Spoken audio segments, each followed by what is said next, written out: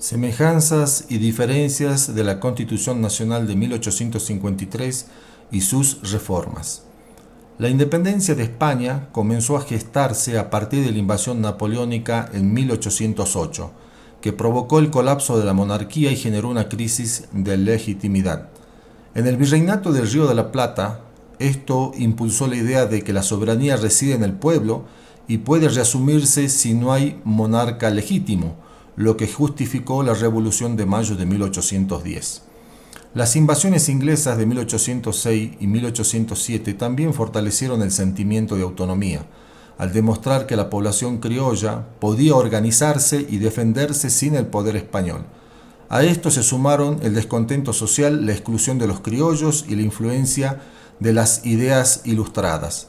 El 25 de mayo de 1810 se depuso al virrey Cisneros y se formó la primera junta, dando inicio a un proceso de construcción del Estado Nacional. Se convocó a la Asamblea del año 13, se declaró la independencia en 1816 y se promovieron proyectos constitucionales. Uno de ellos fue la Constitución de 1819 de carácter unitario y centralista, que fue rechazada por las provincias por no reconocer sus autonomías. Tras la batalla de Cepeda de 1820 se disolvió el directorio y el Congreso, iniciando un período de desorganización política y autonomía provincial entre 1820 y 1835, en el que se firmaron pactos federales como antecedentes de la futura organización nacional. Desde 1835 hasta 1852, el país estuvo bajo el liderazgo de Juan Manuel de Rosas, quien, aunque defendía el federalismo, ejerció un centralismo autoritario desde Buenos Aires. Durante su gobierno no se avanzó en una constitución nacional.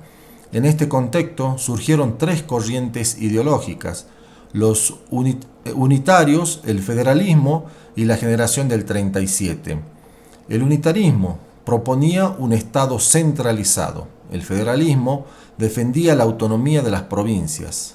La generación del 37 proponía una síntesis moderna basada en un modelo republicano federal y progresista. La caída de Rosas en 1852, tras la batalla de Caseros, permitió retomar el proyecto constitucional. Urquiza lideró este proceso, convocando un Congreso Constituyente, aunque Buenos Aires se separó del mismo. El Congreso se instaló en Santa Fe y en 1853 se sancionó una constitución federal republicana y representativa con clara división de poderes y reconocimiento de derechos. Fue influenciada por Alberdi y los pactos federales previos. En la confección de la tabla, al hacer una comparación de la Constitución Nacional sancionada en 1853 con sus principales reformas desde 1860 hasta 1994, hay que destacar cómo fueron evolucionando los elementos esenciales de la organización política. Primero, la Constitución de 1853 se consagró la forma de gobierno republicana, representativa y federal. Se estableció la división tripartita de poderes. La elección presidencial era indirecta, mediante colegio electoral. No se reconocía la autonomía formal de Buenos Aires, que aún se resistía. No se incluía derechos sociales, pero sí derechos civiles y políticos. En la reforma de 1860 se incorporó a Buenos Aires, que aceptó incorporarse con ciertas condiciones. Esta reforma ratificó el sistema federal y la división de poderes, suprimió la intervención nacional previa en constituciones provinciales. En ese momento aún no se reconocen los derechos sociales. En cuanto a las reformas de 1866 y 1898, hay reformas menores. No se alteraron la estructura federal ni el sistema electoral. En 1898 se habilita al Congreso a aumentar ministerios. En cuanto a la reforma de 1949, se fortalece el poder ejecutivo. Esta reforma habilita la reelección presidencial inmediata.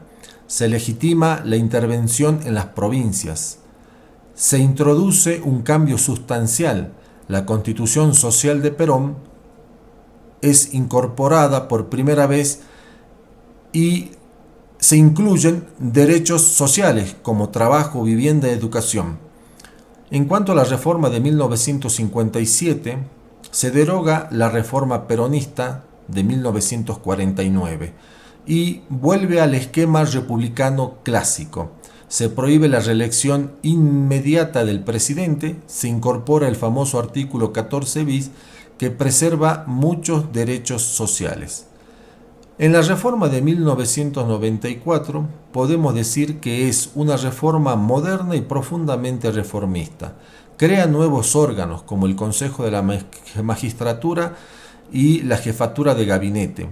Instituye la elección presidencial directa y la posibilidad de reelección. Otorga autonomía a la ciudad de Buenos Aires. Reconoce la autonomía municipal y se crean nuevos órganos institucionales. Amplía también los derechos humanos, ambientales, del consumidor y otros.